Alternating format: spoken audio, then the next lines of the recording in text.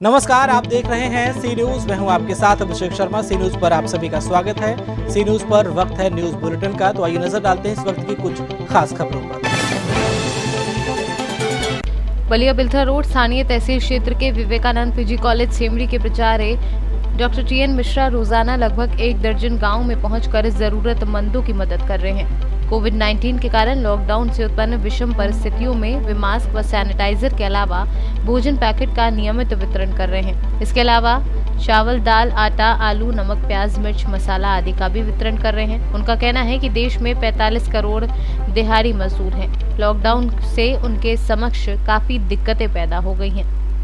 आप अपना परिचय दीजिए। मैं doctor TN Mishra Vivekananda PG college Semri Ballia से हूँ। जी, आप कोरोना महामारी के चलते गरीबों के लिए क्या कर रहे हैं? देखिए, कोरोना वायरस महामारी ये भारत की नहीं बल्कि पूरी दुनिया की एक वैश्विक महामारी है और बड़ी समस्या है। आप भारत को नहीं पूरे दुनिया में देख लीजिए। अमेरिका, ब्रिटेन जितने विकसित राष्ट्र हैं उनकी स्थिति बहुत दयनीय हो चुकी है। वहाँ लाशों का एक प्रकार से कह लीजिए अंबार लगा हुआ है। भारत में 24 तारीख से माननीय प्रधानमंत्री जी ने हमारे लॉकडाउन लागू किया था पूरे देश में एक साथ, और ठीक उसी दिन से हमने माननीय उप जिलाधिकारी श्री राजेश कुमार यादव के अनुपालन में मैं नियमित जनपद के तमाम सभी क्षेत्रों में एक प्रकार से कह लीजिए तहसीलों में, विभिन्न गांवों में, शहर में, बाजार में मैं गरीबों के लिए पकाया लगभग नियमित प्रतिदिन कोशिश करता हूं कि 800, 900, 1000 तक भोजन, 100 से 200 लोगों को राहत सामग्री जिसमें आटा, चावल, दाल, नमक ये सब होता है, मास्क और सैनिटाइजर और बिस्कुट, लाई आदि मिला करके मैं लोगों को देता हूँ। कितना दिन हो गया आपको ये सेवा करते हुए?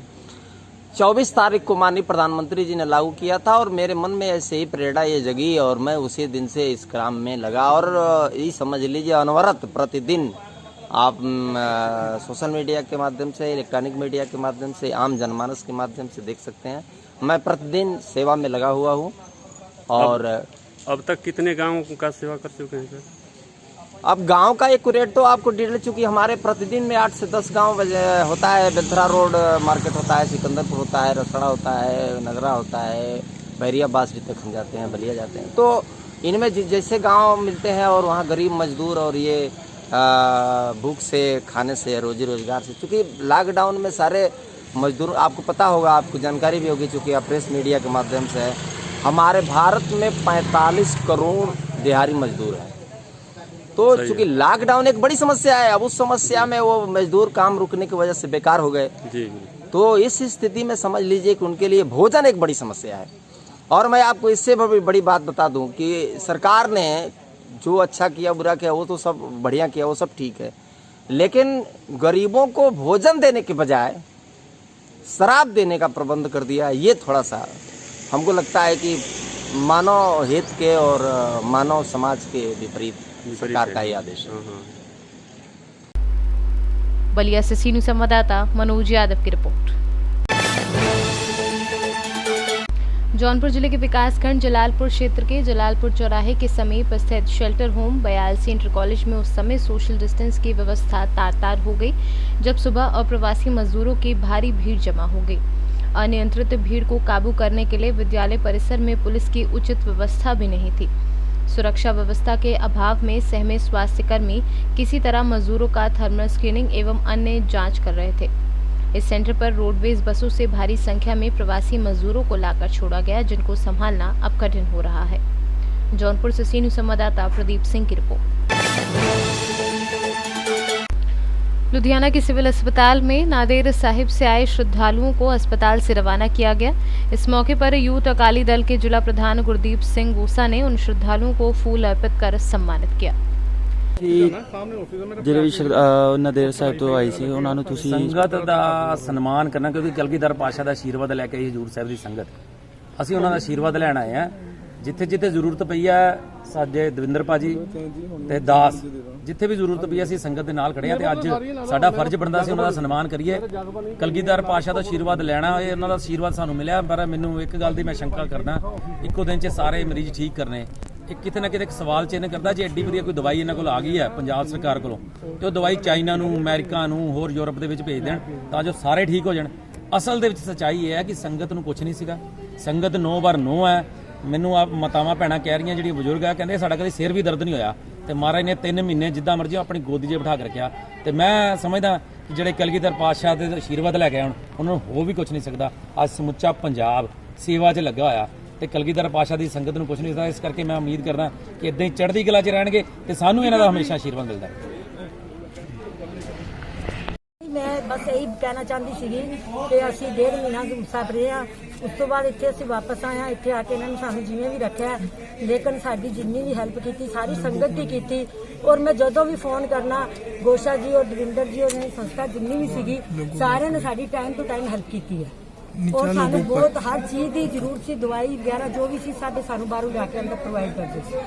ਪਬਲਿਕ ਨੂੰ ਕੀ ਮੈਸੇਜ ਦੇਣਾ ਚਾਹੁੰਦੇ? ਹਾਂਜੀ, ਪਬਲਿਕ ਨੂੰ ਕੀ ਮੈਸੇਜ ਦੇਣਾ? ਬਸ ਠੀਕ ਹੈ, ਜੋ ਹੋ ਗਿਆ ਸੋ ਹੋ ਗਿਆ। ਯਾਤਰਾ ਬੜੀ ਅੱਛੀ ਰਹੀ ਸਾਡੀ, ਯਾਤਰਾ ਬਹੁਤ ਵਧੀਆ ਰਹੀ ਹੈ। ਗੋਸ਼ਾ ਲਾਲ ਭਾਈ, ਗੋਸ਼ਾ ਲਾਲ ਜੀ, ਗੋਸ਼ਾ ਜੀ ਵੱਲੋਂ ਤਾਂ ਬਹੁਤ ਹੀ ਹੈਲਪ ਹੋਈ ਹੈ ਜੀ, ਤਾਂ ਖਾਸ ਕਰਕੇ ਦਵਿੰਦਰ ਜੀ ਔਰ ਗੋਸ਼ਾ ਜੀ ਦੋਨੋਂ ਹੀ। ਕਿੰਨੇ ਦਿਨ ਤੁਹਾਨੂੰ ਇੱਥੇ ਰੱਖਿਆ ਗਿਆ ਜੀ? ਸਾਨੂੰ ਇੱਥੇ ਅੱਜ 15 ਦਿਨ ਬਾਅਦ। ਕੋਈ ਪਰੇਸ਼ਾਨੀ ਅੰਦਰ ਆਈ? ਕੋਈ ਪਰੇਸ਼ਾਨੀ ਤੇ ਦੇਖੋ ਜੀ, ਜਿਹੜਾ ਤਾਂ ਇੱਥੋਂ ਆਂਦਾ ਸੀ ਉਹ ਤਾਂ ਠੀਕ ਹੀ ਸੀਗਾ, ਬਾਕੀ ਬੱਚੇ ਵਿਚਾਰੇ ਬਹੁਤ ਕਰਦੇ ਰਹੇ, ਇਹਨਾਂ ਨੂੰ ਬਹੁਤ ਕੁਝ ਕੀਤਾ ਸਾਨੂੰ। ਕਿੰਨੇ ਟੈਸਟ ਹੋਏ ਸੀ ਹਸਪੀਟਲ ਤੋਂ ਤੁਹਾਡੇ? ਜਦ ਸਾਡੇ 2 ਲਏ ਸੀ ਉਹਨਾਂ ਨੇ। ਦੋਨੋਂ ਕੀ ਆਇਆ ਜੀ ਰਿਜ਼ਲਟ? ਦੋਨੋਂ ਪਹਿਲੇ ਤਾਂ ਕੱਲ ਤੱਕ ਤਾਂ ਸ਼ੋਰ ਪਾਈ ਰੱਖਿਆ ਨੇ, ਪੋਜ਼ਿਟਿਵ ਹੋ, ਅੱਜ ਫਿਰ ਕਹਿਤਾ ਨੇ ਕਿ ਨੈਗੇਟਿਵ ਹੋ ਜਾ ਸਕਦਾ। ਠੀਕ ਹੈ। ਭਾਜੀ ਅੱਗੇ ਆਓ ਮਾੜਾ ਜਿਹਾ।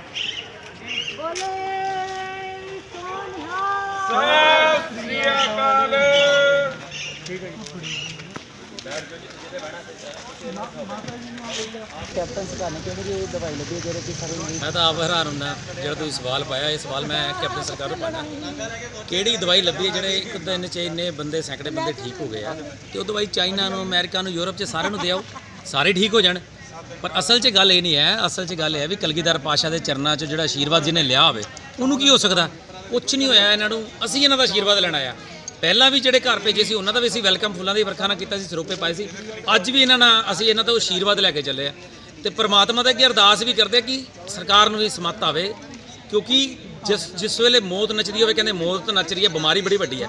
ਉੱਥੇ ਲੋਕਾਂ ਨੂੰ ਤੁਸੀਂ ਡੱਕ ਦਿੱਤਾ ਜਾਵੇ, ਲੋਕਾਂ ਨੂੰ ਘਰਾਂ 'ਚ ਡੱਕ ਦਿੱਤਾ। ਤੇ ਤੁਸੀਂ ਕੁਝ ਇਹੋ ਜਿਹੇ ਲੋਕ ਜਿਹੜੇ ਦਸਮ ਪਾਤਸ਼ਾਹ ਤੋਂ ਆਸ਼ੀਰਵਾਦ ਲੈ ਕੇ ਆਉਣ, ਉਹਨਾਂ ਨੂੰ ਤੁਸੀਂ ਸਿਰਫ ਇਹ ਕਹਿਤਾ ਵੀ ਪੋਜ਼ਿਟਿਵ ਹੈ, ਨੈਗੇਟਿਵ ਹੈ। ਤੇ ਇਹ ਚੀਜ਼ਾਂ ਚੰਗੀਆਂ ਨਹੀਂ ਲੱਗਦੀਆਂ, ਕਿਉਂਕਿ ਪ੍ਰਮਾਤਮਾ ਦੀ ਲਾਠੀ 'ਚ ਆਵਾਜ਼ ਨਹੀਂ ਹੈ, ਪੈਂਦੀ ਬੜੀ ਜ਼ੋਰ ਦੀ ਹੈ। ਜੇ ਮੈਂ ਗਲਤ ਕਰੂੰਗਾ ਨਾ, ਮੈਨੂੰ ਵੀ ਪਊਗੀ।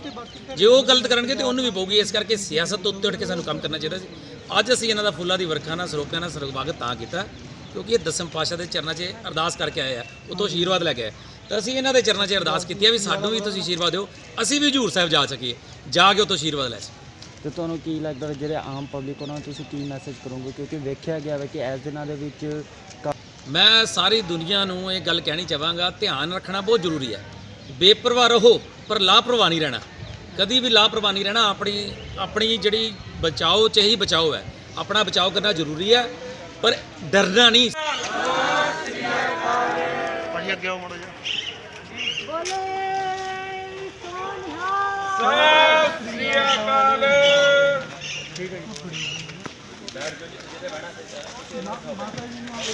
ਕੈਪਟਨ ਸਰਕਾਰ ਨੇ ਕਿਹੜੀ ਦਵਾਈ ਲੱਭੀ ਹੈ ਜਿਹੜੇ ਕਿ ਸਾਰੇ ਮੈਂ ਤਾਂ ਆਪ ਹੈਰਾਨ ਹੁੰਦਾ ਜਿਹੜਾ ਤੁਸੀਂ ਸਵਾਲ ਪਾਇਆ। ਇਹ ਸਵਾਲ ਮੈਂ ਕੈਪਟਨ ਸਰਕਾਰ ਨੂੰ ਪਾਣਾ, ਕਿਹੜੀ ਦਵਾਈ ਲੱਭੀ ਹੈ ਜਿਹੜੇ ਇੱਕ ਦਿਨ 'ਚ ਇੰਨੇ ਬੰਦੇ, ਸੈਂਕੜੇ ਬੰਦੇ ਠੀਕ ਹੋ ਗਏ ਆ। ਤੇ ਉਹ ਦਵਾਈ ਚਾਈਨਾ ਨੂੰ, ਅਮਰੀਕਾ ਨੂੰ, ਯੂਰਪ 'ਚ ਸਾਰਿਆਂ ਨੂੰ ਦਿਓ, ਸਾਰੇ ਠੀਕ ਹੋ ਜਾਣ। ਪਰ ਅਸਲ 'ਚ ਗੱਲ ਇਹ ਨਹੀਂ ਹੈ। ਅਸਲ 'ਚ ਗੱਲ ਇਹ ਹੈ ਵੀ ਕਲਗੀਧਰ ਪਾਤਸ਼ਾਹ ਦੇ ਚਰਨਾਂ 'ਚ ਜਿਹੜਾ ਆਸ਼ੀਰਵਾਦ ਜਿਹਨੇ ਲਿਆ ਹੋਵੇ ਉਹਨੂੰ ਕੀ ਹੋ ਸਕਦਾ? ਕੁਛ ਨਹੀਂ ਹੋਇਆ ਇਹਨਾਂ ਨੂੰ। ਅਸੀਂ ਇਹਨਾਂ ਦਾ ਆਸ਼ੀਰਵਾਦ ਲੈਣਾ ਆ। ਪਹਿਲਾਂ ਵੀ ਜਿਹੜੇ ਘਰ ਭੇਜੇ ਸੀ ਉਹਨਾਂ ਦਾ ਵੀ ਅਸੀਂ ਵੈਲਕਮ ਫੁੱਲਾਂ ਦੀ ਵਰਖਾ ਨਾਲ ਕੀਤਾ ਸੀ, ਸਰੋਪੇ ਪਾਏ ਸੀ। ਅੱਜ ਵੀ ਇਹਨਾਂ ਨਾਲ ਅਸੀਂ ਇਹਨਾਂ ਤੋਂ ਆਸ਼ੀਰਵਾਦ ਲੈ ਕੇ ਚੱਲੇ ਆ। ਤੇ ਪ੍ਰਮਾਤਮਾ ਦਾ ਅੱਗੇ ਅਰਦਾਸ ਵੀ ਕਰਦੇ ਆ ਕਿ ਸਰਕਾਰ ਨੂੰ ਵੀ ਸਮੱਤ ਆਵੇ, ਕਿਉਂਕਿ ਜਿਸ ਵੇਲੇ ਮੌਤ ਨੱਚਦੀ ਹੋਵੇ, ਕਹਿੰਦੇ ਮੌਤ ਨੱਚ ਰਹੀ ਹੈ, ਬਿਮਾਰੀ ਬੜੀ ਵੱਡੀ ਹੈ। ਉੱਥੇ ਲੋਕਾਂ ਨੂੰ ਤੁਸੀਂ ਡੱਕ ਦਿੱਤਾ ਜਾਵੇ, ਲੋਕਾਂ ਨੂੰ ਘਰਾਂ 'ਚ ਡੱਕ ਦਿੱਤਾ। ਤੇ ਤੁਸੀਂ ਕੁਝ ਇਹੋ ਜਿਹੇ ਲੋਕ ਜਿਹੜੇ ਦਸਮ ਪਾਤਸ਼ਾਹ ਤੋਂ ਆਸ਼ੀਰਵਾਦ ਲੈ ਕੇ ਆਉਣ, ਉਹਨਾਂ ਨੂੰ ਤੁਸੀਂ ਸਿਰਫ ਇਹ ਕਹਿਤਾ ਵੀ ਪੋਜ਼ਿਟਿਵ ਹੈ, ਨੈਗੇਟਿਵ ਹੈ। ਤੇ ਇਹ ਚੀਜ਼ਾਂ ਚੰਗੀਆਂ ਨਹੀਂ ਲੱਗਦੀਆਂ, ਕਿਉਂਕਿ ਪ੍ਰਮਾਤਮਾ ਦੀ ਲਾਠੀ 'ਚ ਆਵਾਜ਼ ਨਹੀਂ ਹੈ, ਪੈਂਦੀ ਬੜੀ ਜ਼ੋਰ ਦੀ ਹੈ। ਜੇ ਮੈਂ ਗਲਤ ਕਰੂੰਗਾ ਨਾ, ਮੈਨੂੰ ਵੀ ਪਊਗੀ। ਜੇ ਉਹ ਗਲਤ ਕਰਨਗੇ ਤੇ ਉਹਨੂੰ ਵੀ ਪਊਗੀ। ਇਸ ਕਰਕੇ ਸਿਆਸਤ ਤੋਂ ਉੱਤੇ ਉੱਠ ਕੇ ਸਾਨੂੰ ਕੰਮ ਕਰਨਾ ਚਾਹੀਦਾ ਸੀ।